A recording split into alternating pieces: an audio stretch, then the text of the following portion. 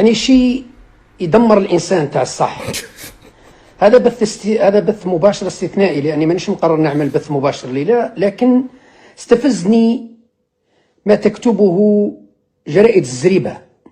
يعني الطحين في الصحين يا مرخص يا طحاحنا يا كلاب يا مذلولين، على الاقل بالعفامكم يا مرخص، على الاقل بالعفامكم يا طحاحنا.